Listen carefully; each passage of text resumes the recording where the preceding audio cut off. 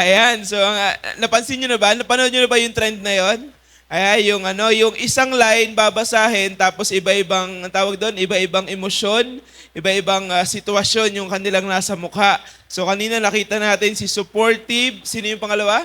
Si disappointed, pero parang masaya pa rin si Michelle kanina eh. Tsaka yung angry. Ayan, so magandang hapon po, medyo malakas yung ulan.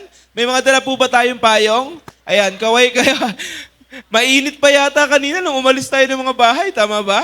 Ngayon, medyo, ayan, yan yung dapat na ipagdasal natin na, alam nyo yon, wag umulan. Pero ayun, pakibati po muna yung katabi nyo, pakisabi sa kanya magandang hapon, di ba? Yan yung itsura ng mababasa mamaya ng ulan. Ayan, ayan. And welcome po sa ating Sunday celebration. We are now on the 7th month. Pakisabi sa katabi mo, Julina. Di ba? July na. Diba? July na po, pang 7 buwan. Ayan, kumusta po ba yung taon nyo? Kumusta po ang 2026 mo? Ayan, may ipon ba? Ayan, sa mga young pro natin, sa mga nagtatrabaho, sa mga may trabaho, nakapag-ipon na ba? Ayan, sa mga estudyante, kumusta naman? Ayan, kaya pa ba? First month pa lang ng pasukan, tama po ba? Kaya pa ba? Ayan. So napakarami pong nangyayari. And for this month, meron tayo napakagandang series na sisimulan. I know last month, it has been wonderful na natutunan natin yung paano maging mandirigma. Di ba? Pakisabi sa katabi mo, mandirigma. Ayan, huwag mong husgahan. Sabihin mo lang huwag mong husgahan. Okay? So this month, we'll be talking about the series, Unfollow the World, Unfollow Culture. Okay? At ang goal natin ay matutunan kung paano nga ba dapat sundan si Jesus. Ayan. So manggagaling po ang ating monthly series dito po sa Romans 12 verse 2. Ayan, dito po. Ito po yung resulta ng prayer and fasting natin ng mga nakaraan. Sabihan nyo nga po kung magbasa. Sabi dito, do not conform to the pattern of this world, but be transformed by the renewing of your mind. Then you will be able to test and approve what God's will is, His good, pleasing, and perfect will. At alam niyo po, gaya ng palaging instruction ni Lord sa Biblia, palaging merong kailangan gawin para may ma-receive tayo. And as you can see, dito mismo makikita natin, okay, yung premise niya, ano sabi? Do not conform to the pattern of this world. At kailangan ma-renew tayo ng ano daw? Ma-renew yung ating isipan, mabago. Yung word na renew po dyan, technically parang mawala yung laman at malagyan ng bago. Okay? Pero may promise. Pag nangyari yun, ano daw mangyayari sa atin? Pag nagawa natin yon, then you will be able to test and approve God's will, ang kalooban ng Diyos. At ano daw yung kalooban ng Diyos? Ano yung karakteristik ng kalooban ng Diyos? Ang kanyang mabuti, kalugod-lugod, at ganap na kalooban. His good, pleasing, and perfect will. Okay, so yan po ang ito po ang magiging pinaka-tema natin for the whole month. But just to give you an introduction pa lang po. Sa panahon po natin ngayon, ang bilis mag-trend ng mga bagay-bagay. Tama po ba? Isang post, isang sound, isang opinion, nagiging lifestyle na agad. Nagiging normal na. Di ba? Normal na nga yung mag-ganon-ganon ngayon eh. Tama ba? Sino nakapagsayaw na? Sino nakapag-video na nun? Di ba? Ang culture po, hindi na lang entertaining. Okay, paki-flash nga anak. Sabi dyan, culture is now shaping us. Pakisabi sa katabi mo, culture. Ayan, unti-unti po tayong tinuturuan ito, unti-unti nitong binabago ang puso natin kung ano yung cool, kung ano yung trending, kung ano yung acceptable, kung ano yung worth it, at kung ano ang dapat nating habulin. Sabi ng mundo, dapat fit in ka. Sabi ng mundo, dapat go with the flow ka. Sabi ng mundo, do everything, do what everyone is doing. Sabi ng mundo, follow your feelings. Sabi ng mundo, dapat approve sa mundo, approve sa lahat ang ginagawa mo. And to be honest po, hindi na po ito bago. Pakisabi sa katiba mo, hindi na ito bago.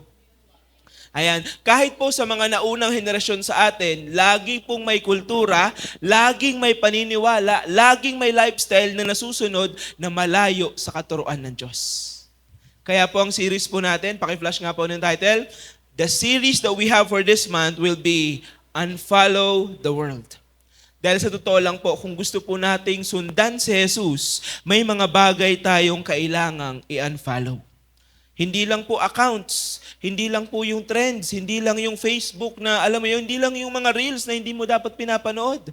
Madalas kailangan natin i-unfollow ang mindset ng mundo, ang pressure ng crowd, ang desire for validation, ang mga hidden compromises, at ang patterns na slowly pinapalayo tayo sa Diyos. Nung ako po ay nagtatrabaho sa Ortigas, nung ako po ay on-site pa, palaging mindset ko, aantayin ko. Sa Ortigas po kasi ang daming stoplight doon, tama po ba? Kada kanto halos may stoplight, tapos kailangan mo tumawid sa pedestrian, mag-aantay ka ng stoplight. Mapapansin mo, hindi lahat sumusunod sa stoplight. Mapapansin mo, mas marami pa yung tumatawid kahit naka-red na yung stoplight. Alam niyo yun, makikita mo sino ang pinipilit na mag-antay. Minsan 1 minute 60 seconds. Aantayin mo talaga hanggang mag-green. Makikita mo sino ang nag-aantay at sino yung walang pakialam sa stoplight. Again, this is something po that we need to understand. Sabi po dito sa Romans 12:2, flash natin ulit. Sabi dyan, do not conform to the pattern of this world. Yung salitang conform po dyan, medyo magbo-Bible study po tayo, ano? Yung salitang conform dyan, galing po sa original na word sa Greek na ang word ay paano ba ito basahin? Suskematizo, ayan. Suskematizo na ang ibig po sabihin, to take on a shape that mirrors an existing model. Sa Tagalog, gagayahin ang isang hugis o hulma. For example, ito pong tumbler ko, may tumbler ko. Ano, yung lalagyan ng tubig, pag naglagay ka ng tubig doon, okay, ang susundan ng tubig na shape ay ang lalagyan. Tama po ba? Yun po mismo yung word na conform. Okay, sa Tagalog, gayahin ang isang hulma o hugis. In other words, sinasabi po dito sa atin ni Pablo sa Romans 12:2 na huwag hayaan ang mundo ang maghulma sa iyo. Again, huwag hayaan na ang mundo ang maghulma sa iyo. Yan mismo yung sinasabi ni Pablo sa Romans 12:2. Okay? Let me tell you this. Huwag hayaang ang kultura ang mag-define sa identity mo. Huwag hayaang ang trends ang magdikta ng values mo. Huwag hayaang ang likes, comments, share, barkada, pressure, popularidad ang maging kompas ng buhay natin. Kasi, ito po yung mangyayari. What you follow will eventually form you. Kung lagi mong fina-follow ang approval ng tao, magiging prisoner ka ng opinion ng tao. Kung lagi mong fina-follow ang trends, magiging unstable ang identity mo. Kung lagi mong fina-follow ang standards ng mundo, makakalimutan mo ang calling ng Lord sa buhay mo. But when you follow Christ, magiging iba ang buhay mo. Tingnan mo yung katabi mo. Yan, tingnan mo yung tsura. Naging iba na eh. Diba? Diba? To be honest po, once you follow Christ, hindi po weird, hindi self-righteous, pero nagiging transform yung buhay natin. Kaya po itong series na ito, this is a call para sa atin. This is a call for you to stop blending in and start standing firm. Andyan ba yan, anak? Ayan. Hindi po tayo tinawag para maging copy-paste. Pakisabi sa katabi mo, copy-paste. Hindi po tayo tinawag ng Diyos para kopyahin lang ang ginagawa ng mundo. We are called to be transformed people from a conforming generation. Ito yung generation na palaging susundan lang o gagayahin ang ginagawa ng iba. But then again, tinawag po tayo ng Diyos na maging different. Tinawag tayo ng Diyos na maging transform. Tignan mo yung katabi mo. Ayan, pakicheck. Check mo, transformer na ba? Ayan, dalawa lang yan. Either naging robot o naging transformer ng Meralco. Okay? So transformer. At ito pong transformation na binabanggit natin, hindi lang po ito about sa behavior natin. This is about our heart. This is about sa buong pagkatao natin. Again, pag sinabi mong heart, pag binanggit ko po ang word na heart, palagi pong iisipin ninyo na yan po yung salitang leb sa Hebrew. L-E-V, leb. Yang salitang leb po sa Hebrew culture, pag sinabing leb, puso, kabuuan ng pagkatao mo. Ayan, pakisabi sa katabi mo, kabuuan. Ayan, kabuuan ng pagkatao mo. At sa totoo lang, hindi na po ang tanong ngayon, hindi na yung ano ang fina-follow ko online, ano ang culture na sinusunod ko. Pero sa totoo lang, ang totoong tanong po ito, sino ang pina-follow ng puso ko? Ayan. Hindi na ngayon tanungan ano yung fina-follow ko online, kundi sino ang fina-follow ng puso ko. Ayan, di ba? Yung batang akala natin di makakapaglakad ngayon, kailangan ng itali. Ganyan kagrabe sa Lord, ano? Again, this month, we will be talking about what it means to live for Jesus sa mundo po ng pressure, sa mundo ng comparison, sa mundo ng temptation, sa mundo ng distraction. This month, our goal is to learn how to say no sa kultura kapag ang kultura ay nilalayo ka na sa Diyos. We will learn to stand firm kapag, alam mo yun, sinasabi sa iyo ng lahat na sundan mo lang kung ano yung uso. Our goal is to stand firm. Okay? So let this be our declaration starting this month. Okay? Ito, ipa-flash natin. Ito yung declaration natin starting this month. We will not conform to the world. We will be transformed to the world. Okay? Yan yung declaration natin. Pangalawa, we will not live for approval. We will live for Jesus. Pangatlong declaration natin, we will not follow every trend. We will follow the truth. Church, this July po, hindi lang po ito series sa ating Sunday celebration. This will be a heart check. This will be a wake-up call. This is a decision point. Dahil po sa mundong palaging sinasabi to sa'yo, flash natin na, palaging sasabihin sa'yo ng mundo, follow this, follow that, be like this, be like that, chase that. Ito lang, dalawang salita lang ang sasabihin sa'yo ni Jesus. At hindi po ito nagbabago 2,000 years ago hanggang ngayon. Dalawang salita lang. Ito lang ang sasabihin sa iyo ni Jesus. Follow me. So starting this July 2026, we will choose wisely. I-unfollow natin ang culture, i-follow natin si Christ. So that is the introduction para sa ating series. Tara po, samahan niyo po ako magdasal, manalangin para sa ating topic for today. Let's close our eyes and bow down our head. Lord, we thank you for this afternoon. Panginoon, salamat kasi maaga kami nakapunta, hindi kami naabutan ng ulan, Panginoon. And alam namin mamaya may favor pa rin sa panahon. But right now, Lord, tulungan mo kami na mag-focus sa iyong salita. Isang tabi namin yung mga pagdududa, isang tabi namin yung mga worries namin. Right now, we just want to know your truth, O Lord. Samahan mo kami, kumilos ka, magpagitna ka, Panginoon, at itago mo ko sa iyong likuran. Ikaw po ang magsalita. Tanging kabanalan mo ang makita at marinig ng bawat isa, Panginoon. And ikaw na po yung bahala. Mangyari na ang salita mo ang kumilos. Ikaw ang magsalita, Panginoon. Isang tabi mo ang human opinion. Isang tabi mo yung human wisdom. Let there be only God's wisdom na magsasalita ngayon. Ikaw na po yung bahala, O Lord. Be with us. In Jesus' name, amen and amen. Ngayon, ang tanong, paano ba? Paano mo ba ma-unfollow ang mundo? Tama ba? Sabihin mo nga sa katabi mo, paano? Kasi sa Facebook, totoo naman, diba? Isang pindot lang yan sa internet, tama ba? Merong unfollow, follow button na pwede mong pindutin, tapos i-adjust mo yung setting para hindi ka na interested, para hindi na lumalabas yun sa feeds mo, tama po ba? Tapos pag lumabas pa yan, ayan, i-scroll up mo lang para hindi mo na mapansin. So, sa mga IT or somehow sa mga IT, ang tawag po dyan, algorithm. Ayan, narinig nyo na ba yan? Diba? Narinig nyo ba yan? No, nababago na naman yung algorithm mo. Diba? Sabi nung bata na mas matalino pa sa atin sa cellphone, ano? Mas alam pa nila yung mga word na to. Sa bawat pindot po natin sa internet, lalo na kapag naka-online ka, tinatrack po ng internet ang lahat ng ginagawa mo. Tinatrack ng internet lahat ng activities mo.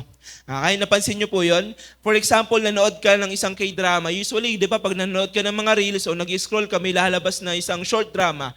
Mga 5 minutes yan, 5 minutes to 10 minutes. Tapos tinapos mo. Mapapansin mo, sa mga susunod mong pag-scroll, yun na palagi yung lumalabas. Puro na lang short drama. Yun na yung suggestion sa'yo. Yan po yung tinatawag na algorithm. Okay? At hindi lang, ito pa yung malungkot na sitwasyon. Yang pong activities mo sa cellphone, yung activities mo online, binibili po yan, okay, online.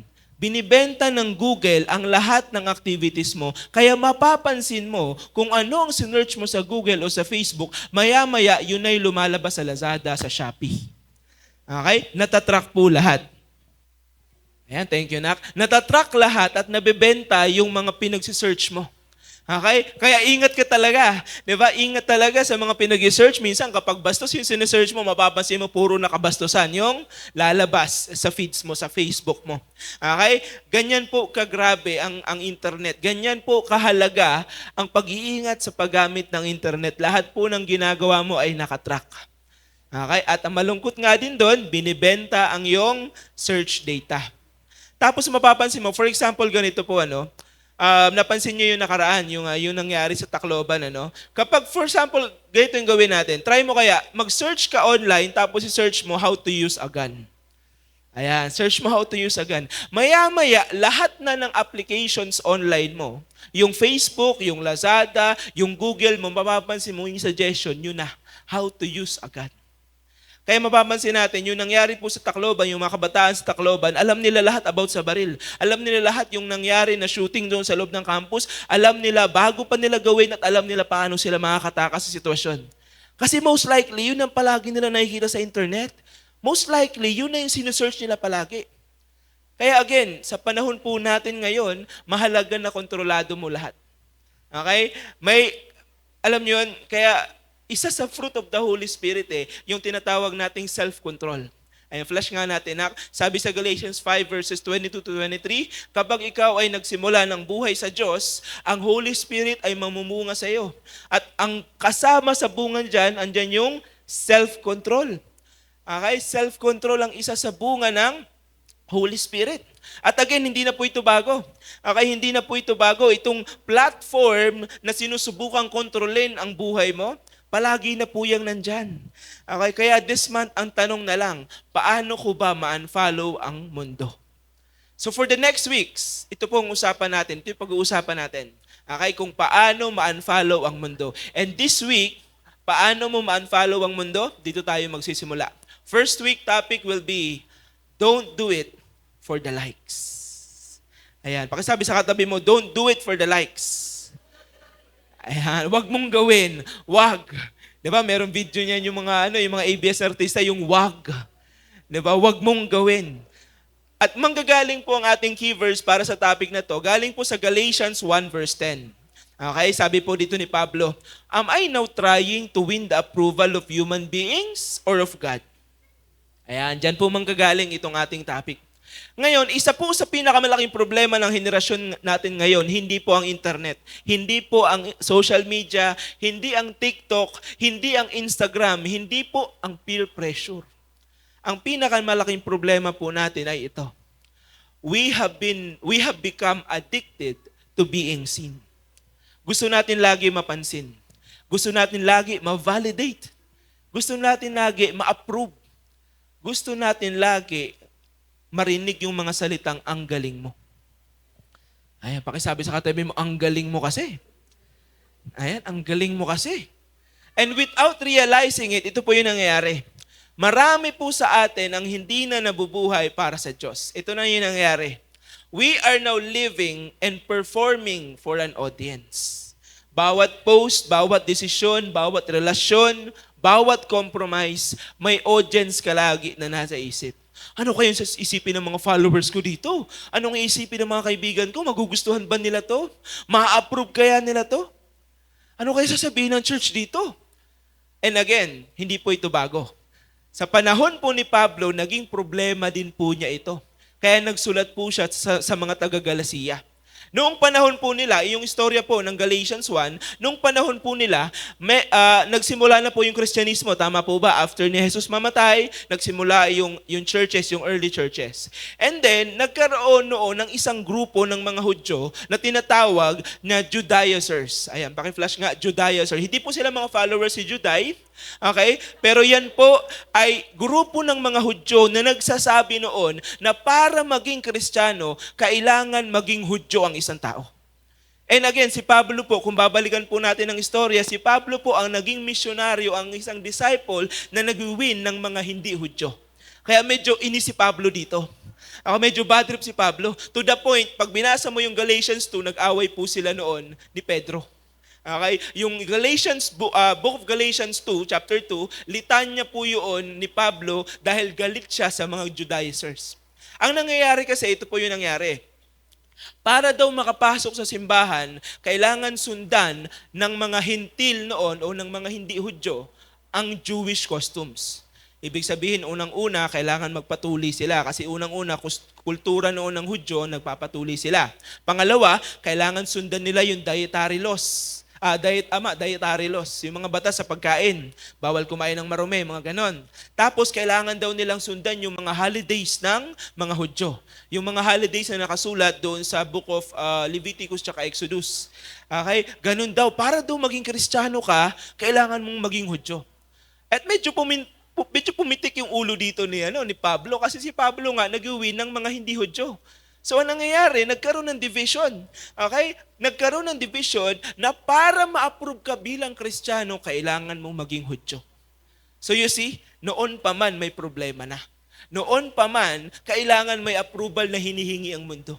Kaya inis na inis si Pablo noon nagkaroon pa ng point, nag-away talaga sila ni Pedro. Bad trip talaga siya kay Pedro. Dahil to the point, si Pedro, medyo na-impluwensyahan ng mga followers si Juday, okay?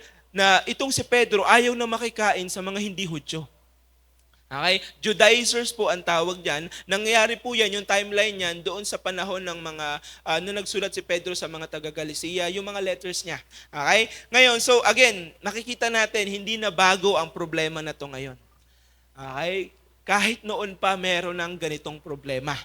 Okay? Na hinihingi natin lagi ang approval ng mundo. Kausapin ko yung mga parents ngayon. Okay? Yung mga magulang. Yung mga pinanganak bago yung 90s. Okay, yung mga batang 80s, 70s, ayan, meron pa ba? Ayan, meron tayo dito, di ba? Kayo po ang henerasyon, okay, yung mga batang 70s, 80s, okay, 60s, kayo po ang henerasyon na napaka-stricto ng buhay. Tama po ba? Kayo yung henerasyon na talagang tinatakwil. Yun po yung may mga tinatakwil pa sa pamilya. Yun po yung henerasyon na meron pang fixed marriage. At alam nyo po ba noon, 1937 lang nagkaroon ng kababaihan ng karapatan sa Pilipinas na bumoto. So noon walang karapatan ng mga babae sa Pilipinas. 1800s ang mga babae sa Pilipinas ay nagiging palamuti lang din. Okay, gaya ng panahon ng Biblia, ganun lang din. You see, palagi pong may approval. Lagi dapat sundin ang kagustuhan ng mundo, ang standards ng mundo. Sa mga young pros natin, especially sa mga kaedad ko, yung mga batang 90s, kausapin ko kayo. Kasi tayo naman po yung henerasyon na may narating na raw sa buhay. Ayan. Mga batang 90s hanggang mga 2005, tayo daw yung mga henerasyon na nakapag-aral na. Yan yung mga batang 90s, nakatapos ng kolehiyo, kaya dapat mataas ang pangarap, mataas ang papupuntahan. Diba? Tayo yung henerasyon na lumaki daw sa layaw. Diba? So trivia lang po yung kanta na yan, lumaki sa layaw, yung Jeff Rocks. Yung salitang Jeff Rocks po, galing yan sa salitang project. Yan ay tinutukoy dyan yung mga nakatira, unang tumira sa Project 2 tsaka Project 4 Quezon City. Kasi kadalasan ng mga nakatira daw doon noon ay mga tambay. Kaya pag sinabi yung salitang Jeff Rocks, tambay noon. Galing sa Project 2. Ayan, kaya again, yan yung henerasyon natin. Tayo daw yung mga nakakita ng panahon bago ang computer, bago ang cellphone.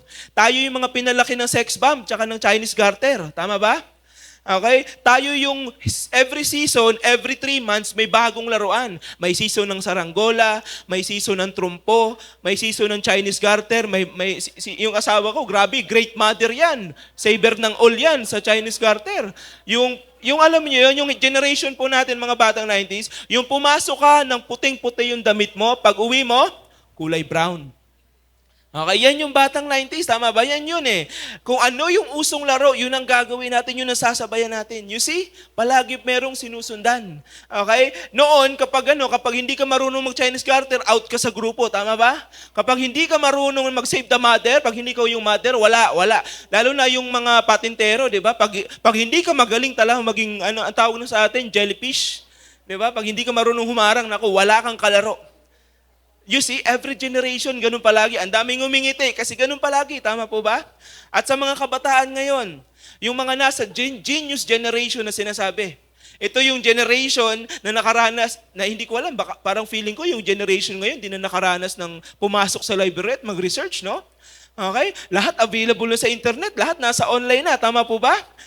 You see, ito naman yung generation na may cancel culture o ma-outcast ka pag hindi ka gumawa ng TikTok. Tama ba? Ito yung generation na yon. Ito yung generation na kapag wala kang grupo, wala kang ka-online na grupo, wala kang mga kasama sumayaw, di ba? Hindi ka in. Sa amin nun, mga clan-clan lang eh, tama ba? Yung may mga clan meet pa sa generation ko eh. Oo, sino yung mga nag-clan pa dyan? Yung sa panahon ko nung high school, hindi pwedeng wala kang kaklan eh. Di ba? Ganun yung generation na yun eh. Tapos ngayon, hindi naman pwedeng wala kang sinayaw na TikTok. Yun naman ang generation ngayon. Nakikita nyo po, every generation palaging merong approval. Palaging merong dapat like ka ng lahat. Okay? You see, lagi may approval, kahit dati pa palaging may likes. Pero alam nyo po, meron tanong ang tayo bilang Kristiyano na tatanungin ko sa inyong lahat ngayon. If nobody clapped, if nobody liked, would you still follow Jesus? Would you still obey Jesus? Sa buhay po natin, Kristiyano, lahat po ng ginagawa natin ay worship. Lahat ng action ng buhay natin ay papuri sa Diyos. Kaya sabi po ni Pablo sa 1 Corinthians 10:31, sabi niya diyan, kaya kung kayo man ay kumain o umiinom o anuman ang inyong ginagawa, gawin ninyo ito lahat sa ikaluluwalhati ng Diyos. Ibig po sabihin sa buhay natin bilang Kristiyano, hindi ka pwedeng dumepende sa likes. Dahil ang buhay natin is a life of worship. Lahat ng ginagawa mo sa buhay ay nagpapakilala na Kristiyano ka. Diba? Kristiyano ka, Brazilian ka. Diba? Yan ba ang pagpapakita ng Kristiyano? Sa totoo lang po, may tendency tayo lagi na mag-perform. May tendency tayo lagi na hingin ang approval ng tao. Na hingin ang approval ng mundo. Kaya pakisabi sa katabi mo, don't do it for the likes. Ayan, pakitapik na, pakitapik. Ayan, sa kaliwa mo, pakitapik. Don't do it for the likes. Yung sa kanan mo, pakitapik. Don't do it for the likes. Ayan, pakisabi sa kanya, wag. Ako po, personally proud ako dahil since pandemic, hindi po ako nag-install ng TikTok sa cellphone ko. Praise the Lord. Ngayon, anong taon na ngayon? 2026. 6 years na after pandemic, hindi pa rin ako nag-TikTok. Kaya praise the Lord. Okay? Ang tanong na lang ngayon, yung asawa ko nag-TikTok pa, paki-follow na lang po, malapit na yung maging affiliate. Okay? Again, huwag mong gawin ang mga bagay para mag-perform at magustuhan ka ng mundo. Bakit? Okay, bakit? Why do we need not to do it for the likes? I will give you 3 biblical truths kung bakit hindi dapat tayo mamuhay sa approval ng mundo. Okay? Unang katotohanan, the person you want to impress becomes the person who influences you. Again, the person you want to impress becomes the person who influences you. Kaya naging tanong ni Pablo, ano yung tanong ni Pablo kanina? Sa Galatians 1:10, am I now trying to win the approval of human beings or of God? Nakita ni Pablo yung problema. Nakita niya na kailangan i-correct yung beliefs. Kasi dumating sa point, itong mga follower ni Juday, pinipilit sila, kailangan nila maging Hudyo. Pinipilit nila noon na ang mga hintil, ang mga hindi Hudyo, kung gusto nilang sumama sa simbahan na tinayo ni Jesus, kailangan daw nila maging Hudyo. So medyo bad trip si Pablo dito. Sino ba ditong sinusunod natin? Kanino bang approval ang sinusunod natin? Approval ba ng batas ni Moses o approval ng Diyos? In this time, nire-require sila na maging Hudyo para maging Kristiyano. But Paul understood something powerful. Hindi ang Diyos ang sinusunod nila kapag naging ganun ang standard. Let me give you this. If you're living for people's approval, eventually, you will obey people's opinions. Kung ang goal mo approval ng friends mo, susundin mo sila. Kung ang goal mo approval ng magulang mo, syempre magpapabibo ka sa kanila, susundin mo sila. Kung ang goal mo ay approval ng kultura, okay, ng mga nasa paligid mo, susundin mo ang culture nila. 'Di ba? Kung ang in sa magbabarkada, labas ang cleavage, pag nagdadamit, yun din ang gagawin mo. Labas din ang cleavage. Okay, kung ang in sa barkada ay 10 ang girlfriend, yun din ang gagawin mo, di ba? Ang pogi mo. Kung ang goal mo palagi ay likes, magiging alipin ka ng likes. Gagawin mo lahat para sa likes. Tignan mo yung katabi mo, pakicheck, mukha na bang likes yan? Di ba? Merong isang meme yan eh. Merong isang meme yan, nakalimutan ko lang ano yung company yon. Usually mga Thailand yung gumagawa ng mga ganong ads. May mga tao daw na naglalakad na yung mukha like boto na. Tapos makikita mo daw kung ilan yung number nung nag-like sa kanila. Like boto na yung mukha, tapos may number. Naglalakad sila, like boto na yung mukha. I think sa Thailand yun ang mga ads. At kadalasan may ganun na po tayo. May ganun na tayo na situation sa buhay natin. But then again, let me give you this. Kapag ganyan na nangyari, the audience you seek becomes the voice you follow. Yung mga taong sinusunod mo, yung mga audience na palagi mong sinusundan, mapapansin mo sila na yung ifa-follow mo. Mapapansin mo, piniplease mo na sila. Okay? At sa totoo lang, marami pong mga Kristiyano ang natatalo dahil sa realidad na to. Maraming Kristiyano yung okay naman sa simula, pero unti-unti, dahil nga sa hinahanap niya yung acceptance at approval ng mundo, nagsimula sila sa, okay lang naman siguro to, minsan lang naman ako mag-skip ng live group, di ba? Minsan lang, ginagawa naman to ng lahat. Doon sila nagsimula. Okay, nagsimula sa ayoko lang ma-out of place, kaya sumama ako, Nay. Ay, diba? Ay, Nay, sumama ako sa Pride Parade kasi yung buong klase namin nandun eh. Ayoko naman ma-OP ako na ako lang hindi pumunta, ako lang ma-judge. Diba? Diyan magsisimula. Eventually, compromise follows. So again, not everyone stop loving Jesus. Pero ang nangyari, priority nila yung tanggapin sila ng mundo kaysa kay Jesus. Kaya minsan sa totoo lang po, nakakapagod maging tao eh. Sabi ko sa mihis ko minsan, nakakapagod maging tao. Gusto ko na lang maging hotdog sa rep. Alam mo yun? Yung nasa malamig ka lang na lugar na, alam mo yun, nag-e-enjoy ka lang ng lamig, nare-relax ka lang. Kidding aside, kasi sa totoo lang, ang dami natin kailangang i-approve sa buhay. Ang dami mong kailangang gawin para i-approve ka sa buhay. Sa trabaho, kailangan mong i-please yung manager mo, yung boss mo. Sa school, kailangan mong magpabida, magpabibo kahit papano. Tama ba? May mga kaibigan ka pa na good eye at BI. Okay? Dalawa lang naman ang kaibigan ngayon eh. Good influence at bad influence. Kadalasan, parehas mo pa yan piniplease. Okay? Ganun po yung nangyayari. But then again, pagod na po tayo. Pagod tayo lagi na hingin lagi yung approval ng mundo. Kasi nga, lagi tayo nakatingin sa tao. Hindi sa Diyos. Kaya kung tatanungin ko kayo ngayon, let me ask you this. What if the reason you're exhausted is because you're trying to impress the people who can never fully or truly satisfy your heart?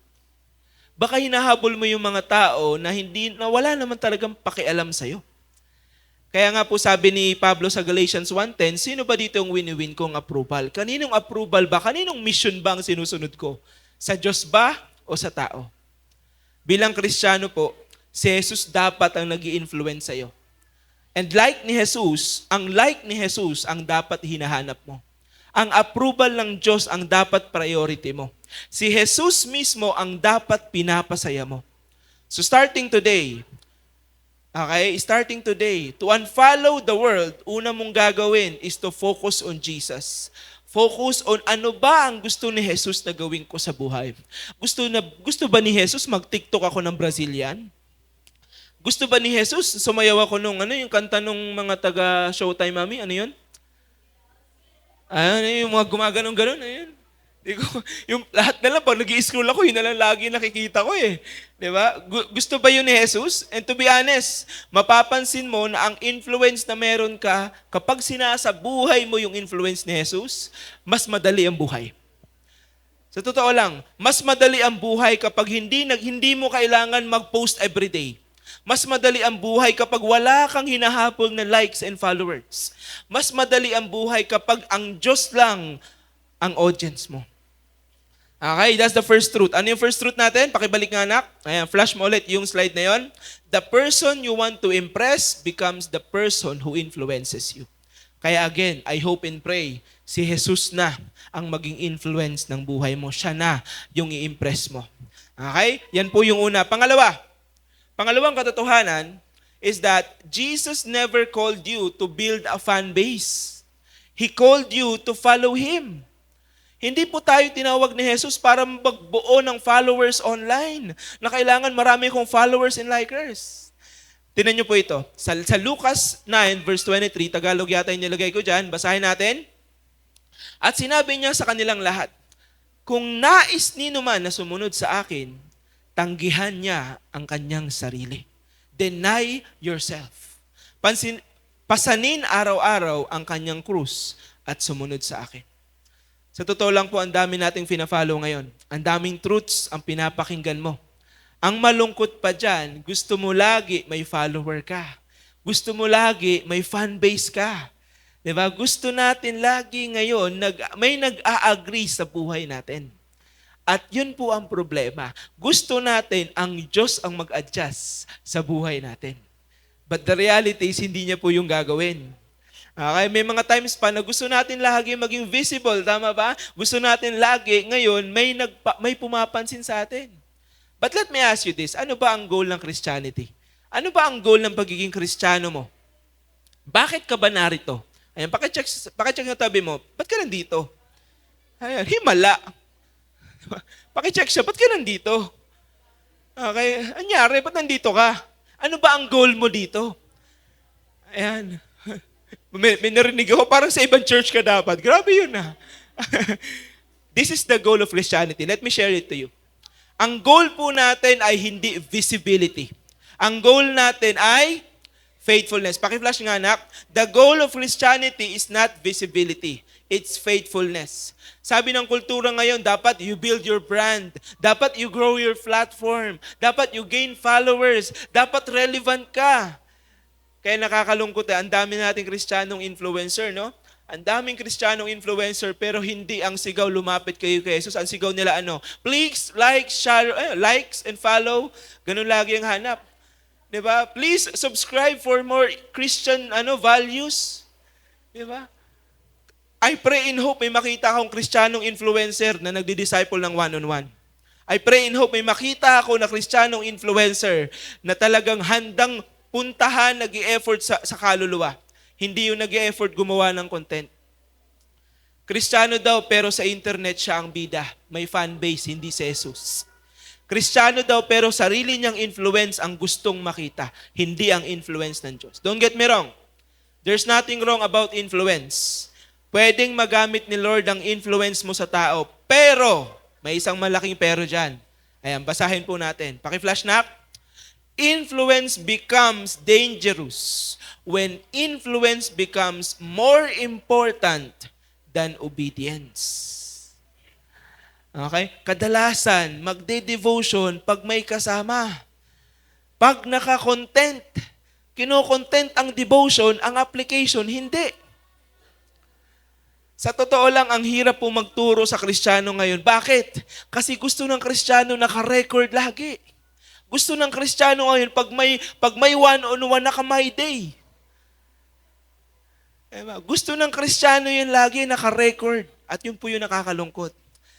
Okay? Mas gusto na nating i-record lahat at ipakita sa tao kaysa ipakita yung obedience natin. Okay? Nakakalungkot ngayon, may mga Kristiyano ngayon, nakikita ko involved na sa tinatawag na poverty porn. Ayan, yung mga content na namimigay ng pera. Okay? Sa totoo lang, ang sakit isipin nun eh. Kasi bakit? Minsan Kristiyano pa yung gumagawa nun. Okay? Minsan, puro na lang tayo popularity. Minsan, ang goal na lang natin makilala. Minsan, ang goal na lang natin, makita yung ginagawa natin. Isang beses lang nag-devotion sa isang taon, naka-video pa, naka-my day pa. Isang beses lang sa isang taon magsimba, yung pa yung content niya the whole week. Let me ask you this. If obeying Jesus cost you your popularity, susunod ka pa ba sa Kanya? If standing the truth made you unpopular, would you still stand? Diba? Tatayo ka pa ba sa sarili mo, sasabihin mo hindi ko susuportahan ng kabadingan kung lahat ng classmate mo bading? Kaya mo bang sabihin sa mga kaopisina mo na hindi ako mag-yosi? Diba? Lahat naka-yosi break. Ako nung naka-yosi break, hawak ko stick ko eh. Alam mo yun? Kaya mo bang sabihin bilang magulang sa mga anak mo na anak, hindi ako ang gagawa ng assignment mo kasi assignment mo yan. Diba? Sino dito yung napanood yung series na Teach You a Lesson? Ayan. Diba ang ganda ng series na yon, tama ba? Yung dapat daw ang estudyante nag-aaral. Diba? Ang teacher pinoprotektahan, ang estudyante nag-aaral. Napansin natin doon yung bullying. Diba? Meron pa ngayon, may pinanood ako nung nakaraan medyo mas malala. Trigger. Ayan, napanood nyo na ba yun? Mas malala siya kaysa dun sa teach you a lesson. Yung trigger naman, merong isang psychopath or somehow tao na puno ng trauma sa buhay na yumaman, tapos namimigay siya ng baril sa mga depressed na tao, kasama ang kabataan. So sabi ko, baka mamaya dito pa nakuha ng mga kabataan sa Tacloban yung idea eh. Di ba? Alam niyo po kung ano talaga yung napapanood, kinokopya ng mga bata. Sabi po ng isa kong doktor na kaibigan, pedia, ideally po, or dapat somehow, yung mga bata, 12 years old na pwedeng humawak ng cellphone. Kasi doon na nila naiintindihan ng mga bagay-bagay. Okay, doon na sila mature enough para ma-absorb yung mga napapanood nila. Below that, lahat kokopyahin nila. Kaya minsan napapansin nyo, yung mga TikTok, kapag ang mga bata ang gumagawa, ang ganda pakinggan, ang ganda tignan, ang saya. Di ba yung mga bata sumasayaw, talagang, ang cute eh. Pero pag malaki na yung gumagawa, ang laswa na. Sa totoo lang. Palagi nang may ano ang tawag doon? Palagi nang may mali siya, sa totoo lang. Ang laswa na. Di ba? Nung nakaraan, merong isang influencer na biglang napunta sa balita, si Lance, tama ba? So, sabi ng asawa ko, gagayahin niya daw yung sa kanya, this is lie. Ayan, so this is Lance. Napansin yung content niya kasi for the past 2 years, walang nakitang cleavage sa content niya. So napansin yung wholesome niya na content, napansin yung informative niya na content. Okay? Isa siya sa mga influencer na hindi nagbikini online. Pansin nyo yun? Kaya again, sa mga babae dito, kapag nalumabas na yung cleavage at nagbikini na kayo online, alam na, yung mundo na ang piniplease nyo. Okay, let me tell you that. Okay, ang katawan nyo po ay para sa asawa nyo lang. Okay, kung wala pa kayong asawa, din wala dapat makakita niyan. Okay, you see what I mean? Okay, if honoring God meant losing the approval of everyone around you, susunod ka pa ba sa Diyos? Sabi ni Jesus, itanggi ang iyong sarili. Deny yourself. Yan po ang totoong cost ng Christianity. Itanggi ang sarili. Paano yung itanggi yung sarili? Meron kang sariling kagustuhan. Meron kang mga desires. Yung katawan mo, kapag ginugutom mo, gustong-gusto niyang kumain. Kanina, china-challenge ako ng mga boys kanina eh. Naka-fasting ako, mamaya pa akong 4 kakain. Tapos kumain sa harap ko yung mga boys. That's the challenge. Tama? That's the cost. Kailangan kong tiisin. To the point, naglagay ako ng tissue sa ilong eh. Para hindi ko maamoy, doon lang ako nakakapagbasa kanina. So again, that's the reality. May cost po ang pagiging Kristiyano. At ang cost na yan ay i-deny mo yung sarili mong kagustuhan kahit pa yung tinatawag na popularity. Kahit pa yung tinatawag na likes. Kaya may problema po ako sa likes eh. Sino ba dito may problema sa likes? Paki-flash nga anak. The problem with likes. Ayan, the problem. Sino dito may problema sa likes? Mag-usap tayo. Tayo magsama-sama. Kasi bakit? Likes can make you feel seen. Tama ba? Ang maganda sa likes kasi, ibig sabihin, may nakakita ng status mo, may nakakita ng buhay mo. Pero hindi ka bibigyan ng security niyan. Okay? Marami sa mga naghahanap ng likes ang mga pinaka-insecure na tao sa mundo. Likes can boost your confidence. Tama ba? Kapag marami kang likers, sumayaw-sayaw ka, marami kang likers, talagang gagawa ka pa ng maraming videos. Tama ba? Pero hindi yan magsusupport sa identity mo. Likes can tell you people noticed you. Okay? Kapag marami kang likes, ibig sabihin marami nakapansin sa'yo. Pero hindi ibig sabihin papapasukin ka na nila sa buhay mo. Pwedeng nilike ng isang tao yung post mo o yung kung ano man na binigay mo, pero hindi niya like ang buhay mo. Wala pa rin siyang pakialam sa'yo. Not every one of your likers are people who care for you. Dito po papasok ang kaibahan ng pagsunod kay Jesus. Kasi, kaya please lang po, ang dapat nating sundan at samahan ay yung mga taong may pakialam sa'yo. Huwag na nating masyadong pakinggan o sundan yung mga taong nag-iingay lang sa buhay mo, pero pag kailangan mo na ng tulong, ay wala naman sila. Okay? At sabi ni Jesus, itinan niyo po, sabi ni Jesus, Matthew 11 verse 28, sabi diyan, lumapit kayo sa akin, kayong mga lahat na napapagod at may bigat na pasanin, at bibigyan ko kayo ng kapahingahan. Diba? Merong content niyan, diba? Gusto kong magpahinga, tapos, ayun sabi dun sa content, gusto kong magpahinga, gusto kong iwan yung problema, kaso sumama. Diba? Tapos yung asawa niya pala yung problema. Again, sino yung totoong makakapagbigay sa atin ng pahinga? Meron ba sa mga taong piniplease mo, sa mga taong hinahanap mo yung likes, meron ba nagsabi sa kanila na ikaw ang sa akin ka magpahinga? Wala. Sa totoo lang, si Jesus ang nagsasabi na ikaw na pagod, ikaw na nabibigat ang lubha, sa akin ka lumapit. Bibigyan kita ng pahinga. Ibibigay ko sa iyo yung kapahingahan. So please lang, okay? Again, second truth po natin. Hindi po tayo tinawag ni Jesus na mag-build ng fan base ng mga likers. 'Di ba? Tinawag po tayo para sumunod kay Jesus at sa Kanya magpahinga. Again, sabi mo sa katabi mo, si Jesus ang may pakialam sa iyo.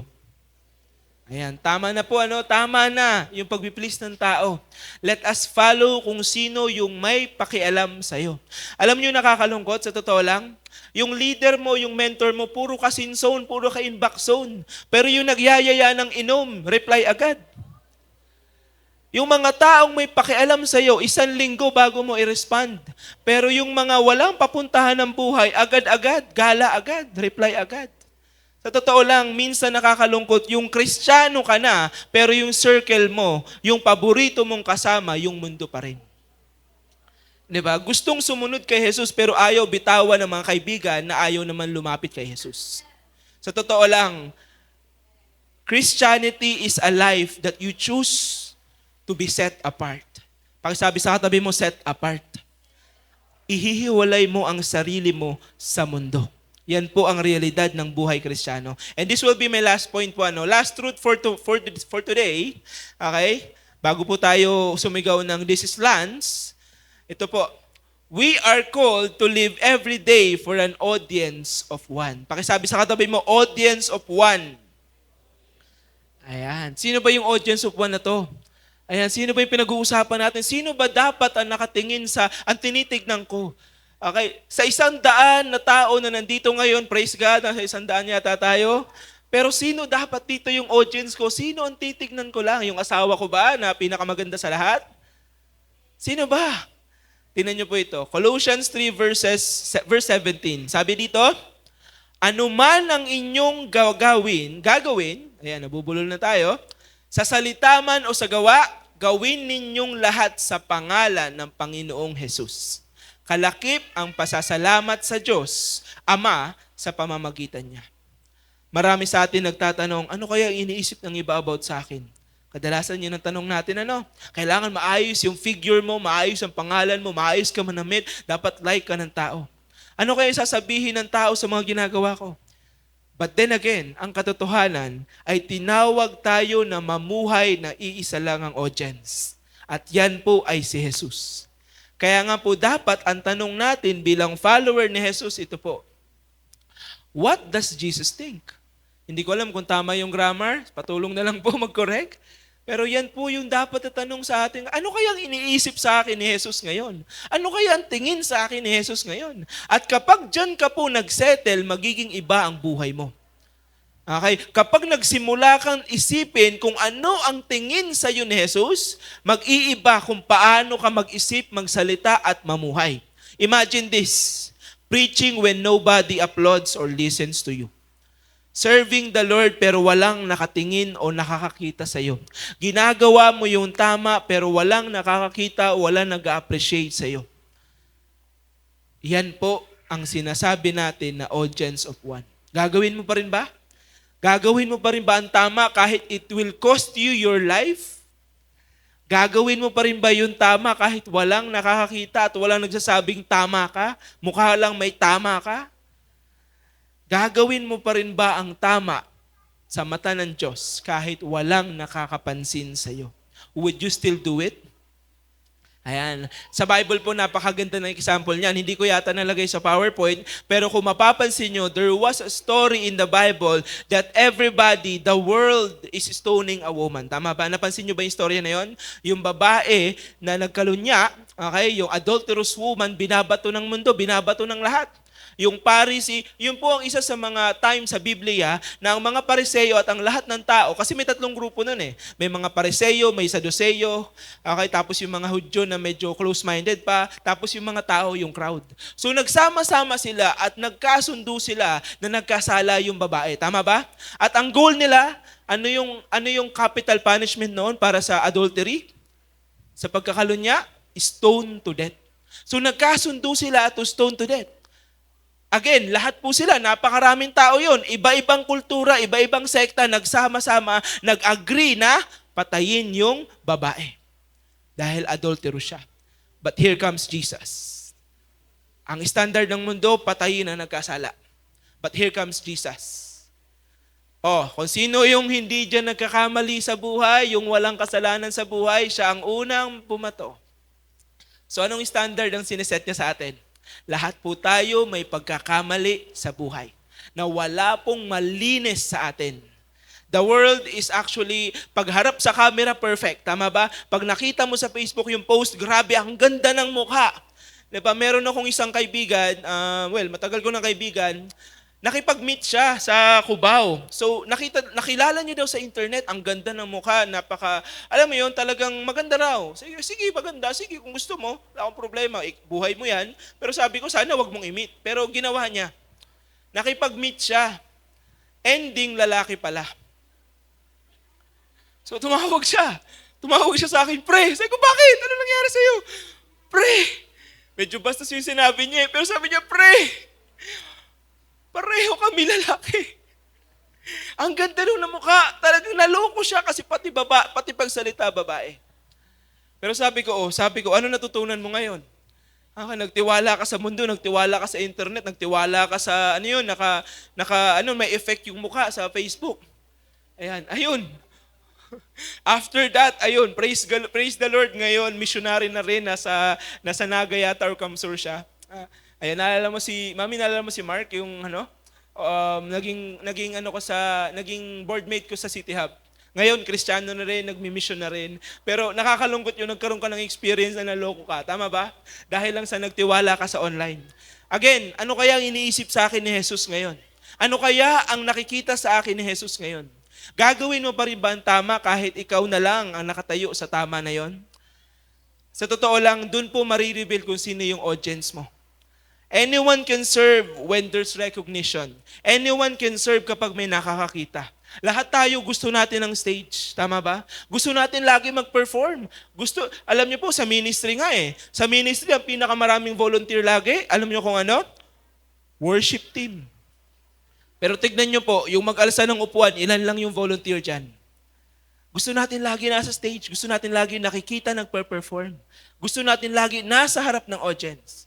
Pero paano kung walang audience? Kung walang nakakakita? Would you still do it? And again, anyone can worship kapag merong nagpapalakpak sa'yo. Anyone can serve pag may nakakakita sa'yo. Pero paano kung ikaw na lang? Diba? Nung nakaraan may challenge ako sa mga leaders. Mag-win kayo. Alam nyo yun, mag-start tayo maghanap ulit ng mga kaluluwa na kailangan ng Diyos. Mga tao na hopeless. And again, ang hirap siyang gawin mag-isa. Ang hirap siyang gawin ng ikaw lang. Diba? Kaya nung nakaraan, nakita ko, lahat sila may grupo, lahat magkakasama. Walang gumawa ng mag-isa. Kasi sa totoo lang, napakahirap. Okay? Napakahirap siyang gawin mag-isa. But that reveals something. May nire-reveal po yan sa buhay natin. Okay? Ito yung nire-reveal niyan. Faith becomes real and evident when Jesus is enough. Mapapansin mo, totoo na yung pananampalataya mo at evident na, nakikita na yung pananampalataya mo kahit yung like lang ni Jesus ang gusto mo. O kapag ang like lang ni Jesus, sapat na sa'yo. Okay? And let me tell you this, si Jesus mismo, minodel niya po ito. Minodel niya yung tanggihan ng lahat.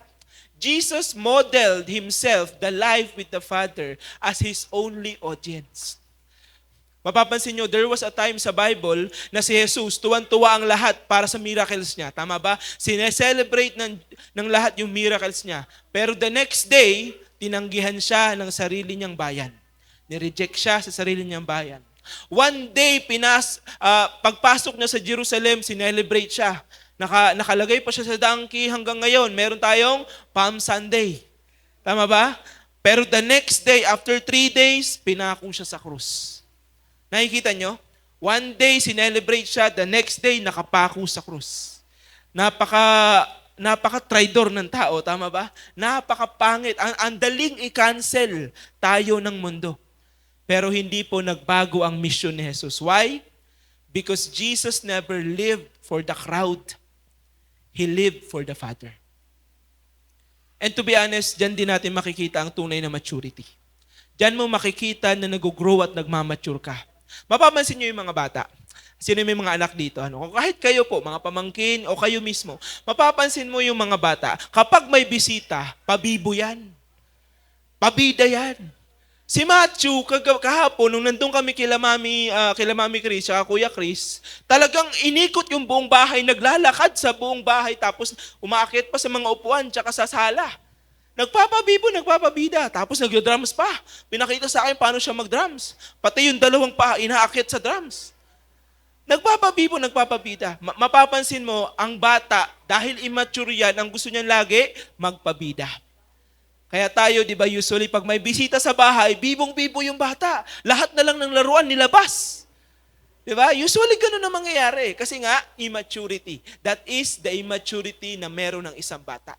Kaya mapapansin mo po tayo, kapag nag-grow at nagmamature, nahihiya ka na. Okay? Darating sa point, kapag mas mahalaga na sa iyo ang pagsunod kaysa sa recognition, mapapansin mo nagmamature ka na. At ito po yan. Next slide mo na. Maturity is when obedience becomes more important than recognition. Yan po yung maturity. Mapapansin mo nagmamature ka na kapag hindi ka na papansin. Okay? That's the reality. Kapag hindi ka na post ng post, mapapansin mo, kami po ni Mrs., nung kami po ay nagliligawan pa lang, syempre mga 8 taon po kami nagligawan, so ganun po kahaba.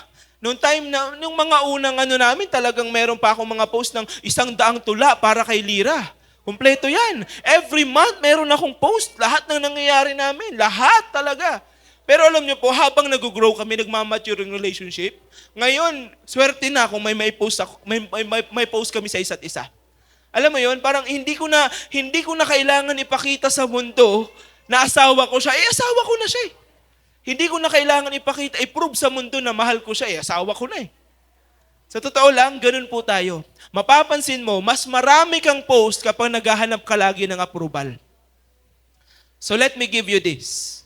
Many people today are asking, who watched my story? Pero isang araw, tatanungin ka ng Diyos. Dito po ako magtatapos, Tatanungin ka ng Diyos isang araw, did your life tell my story? Nakita ba sa buhay mo ang Diyos? Marami sa atin ang tanong, ilang followers ba meron na ako? Ilang friends ba sa internet meron na ako? But Jesus will ask you, are you following me? Many people are chasing validation, but Jesus is inviting surrender. Again, ang issue po hindi ang likes. Ang issue hindi ang followers. Ang issue hindi ang social media. Ang totoong issue ay ito po. Who is your audience? Sino ba yung audience natin? Sino ba yung nakatingin sa buhay mo at sino ang gusto mong tumitingin sa buhay mo? Alam niyo po, when people become our audience, performance will be our lifestyle. Sa opisina kadalasan, nung ako po ay call center agent, pagalingan kami lagi. Ang trabaho ko po noon, 2 years po akong call center agent. Ang trabaho ko po noon, mag-support ng HP desktop computers. Meron sa amin tumatawag para magpaayos ng computer. Meron naman tumatawag para bumili ng warranty ng computer. At merong tumatawag para magreklamo at magmura sa amin. Tapos, ang trabaho namin araw-araw ay paramihan ng benta. Ayan, usually sa mga nag-call center, mararanasan niyo yan kapag sales account. Paramihan ng benta, performance. Ang pinakamagaling, ang pinakamaraming benta sa isang araw, palagi kami may Sodexo. Ayan, at pag end of the day, yung Sodexo na yun na yung pang-ulam ko. Kasi sa McDo, tinatanggap ang Sodexo. Di ba? Sa Jollibee, ayan, automatic yan. So again, performance basis lagi. At kapag ganun na naging buhay mo, mapapansin mo kahit saan, ganun ka na lagi. Kahit saan magpe-perform ka na, kahit saan maghahanap ka na ng award, maghahanap ka na ng appreciation. But to be honest, when Jesus becomes your audience, ang hahanapin mo na, ang lifestyle mo na faithfulness. Okay? Pipiliin mo ng gumising ng maaga, hindi para mag-jogging una kung hindi mag-devotional at kausapin siya. Pipiliin mo ng mag-stand sa truth kahit ikaw lang ang nakatayo. Pipiliin mo ng wag sumama sa pride parade kasi alam mong hindi tama yon. Christianity does not celebrate sin. Tandaan po natin yan. Ngayon, ang tanong ko sa inyo, this week, this will be our challenge. Dito po ako magtatapos, ano? Before you post anything, bago mo i-share ang kahit ano sa buhay mo, ang tanong ko sa iyo ngayon, before you join a trend, bago ka mag-Brazilian mamaya, bago ka mag-compromise, bago ka gumawa ng kahit anong desisyon, ask yourself this. If nobody liked this, but Jesus was pleased with it, gagawin ko pa rin ba? At kung yes ang sagot, then you're finally learning what it means to live for an audience of one. Mapapansin mo, ako po personally, nagkakandak ako ng social experiment. Pag ang post ko about kay Mrs., 100 likes and more pa. Pero pag nag-post ako ng Bible verse, marami na ang isa na nag-like at nag-share niyan. You see? Gagawin mo pa rin ba? I-share mo pa rin ba ang faith mo? Kahit wala man lang alam mo yun, marami nakatingin pero walang nag-appreciate. Walang nag-share. Gagawin mo pa rin ba ang tama? Kahit kalaban mo ang mundo. And if the answer is yes, then praise the Lord. Kristiyano ka. So again, let me remind you this. Don't do it for the likes. Don't do it for the applause. Don't do it for the crowd. Do it for Jesus. He is your only audience. Tatayo po tayong lahat. Again, ang laban ngayon sa mundo, hindi yung laban na kailangan nating makipaggera.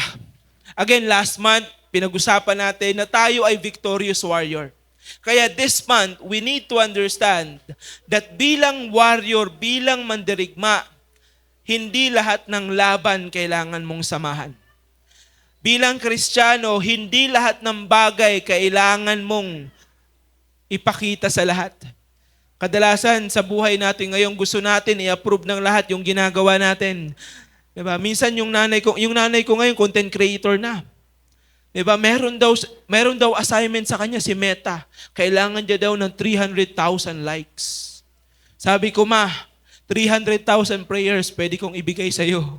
Pero likes, ay hindi ako gagastos dyan. You see, the world is longing for validation. The world is telling you na kailangan valid ka, relevant ka, kailangan may nag-like sa buhay mo. But God is telling you, ako lang ang audience ng buhay mo. So right now, can we close our eyes? Pwede ba ngayon, simulan mong humingi ng tawad sa Diyos. Kung ikaw mismo alam mo ngayon sa sarili mo, na hinanap mo yung validation at approval ng mundo. And again, this goes to everyone. Hindi lang po sa mga kabataan ngayon, pero sa lahat. Kung ikaw bilang magulang, sinusundan mo pa rin yung mga pamahiin, importante pa rin sa iyong sasabihin ng iba, ng mga in-laws mo, ng ibang tao, sa pagpapamilya mo. Then pwede ba humingi ka ngayon ng tawad? Kung mas mahalaga pa sa iyo yung mga santo, mas mahalaga pa sa iyo yung mga turok, o kung ano mang standard ng mundo sa pag-aalaga ng bata bilang magulang. Pwede ba humingi ka ng tawad sa Diyos ngayon? Kausapin ko yung mga young pros natin. Kung ikaw mismo sa buhay mo ngayon, dumating na sa point na kailangan mo mag-perform lagi. Dumating na sa point na kailangan ikaw ang magaling, ikaw ang bida. Can we ask for forgiveness right now? At sa mga kabataan, kung ang nasa isip mo na lang lagi, dapat kasama ako sa trend, dapat nagawa ko yung latest na TikTok video, pwede ba ngayon humingi ka ng tawad sa Diyos? Kung hindi na ang Diyos ang audience mo sa buhay mo, pwede ba ngayon? Let us ask for forgiveness sa Panginoon. Kung ang standard na ng mundo, ang standard mo, can Can you ask for forgiveness right now? Lord, narito po kami. Narito po kami, hinihingi yung kapatawaran at gustong magsimula muli sa iyo, Panginoon. Tulungan mo kami na makapagsimula muli na sa oras na ito, hindi na namin gagawin lahat para sa approval ng mundo. Starting today, we will no longer do it for the likes. Starting today, we commit to a life na ikaw ang audience, Panginoon. Starting today, sa'yo lamang ang aming buhay. Ikaw ang aming papasayahin, Jesus. Ikaw ang standard namin ng approval ng buhay namin, ng validation namin, O Lord. Ang grasya mo, Jesus, ang titignan namin sa aming buhay. Ang pagmamahal mo, Jesus, ang aming influence. And Lord, help us right now. Come on, pwede ba lagay mo ngayon yung kamay mo sa puso mo? If you right now commit na simula ngayon, hindi na ang validation ng mundo ang hahanapin mo sa buhay mo. Pwede ba ngayon mismo ikaw commit to yourself? Lord, simula ngayon, Panginoon, ikaw na ang papupurihan ko sa aking buhay. And right now, as we sing this song, pwede ba ngayon, let us extend our hands. Taas mo ngayon yung kamay mo as a sign of surrender. As a sign that you are with God. Come on. Panginoon, starting today forward, O Lord, ikaw na lang ang aking audience. Starting today, O Lord, ang approval mo ang hahanapin ko. Starting today, O Lord, I will follow you. Come on, open up your mouth right now and just sing this song. Declare right now.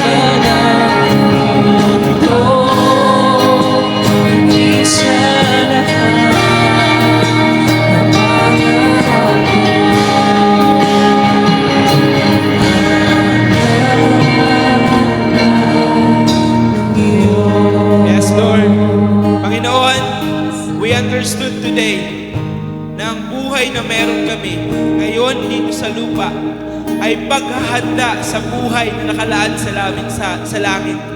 Tulungan mo kami na ngayon pa lang, O Lord, we will live this life as you are our audience, O Lord. Na ikaw lang ang titingnan namin, nakatingin sa amin. Na hindi ang approval ng mundo, hindi ang kagustuhan ng mundo ang masusunod sa buhay namin. Starting today onwards, O Lord, hindi ang likes ng mundo ang hahanapin at ang hahabulin namin, O Lord. We will seek your presence. We will seek you, O Lord. And we will follow you. Panginoon, tulungan mo kami na simula sa araw na ito, pinuputol na namin ang aming koneksyon sa mga likes ng mundo. Spiritually, Lord, tulungan mo kami. Mentally, Lord, tulungan mo kami to unfollow this world and let us follow you by mind, by spirit, by soul, and by our body. Lord, ikaw na po yung bahala. As we continue this celebration, manguna ka at patuloy naming piliin ang presensya mo. Marami po salamat. In Jesus' name.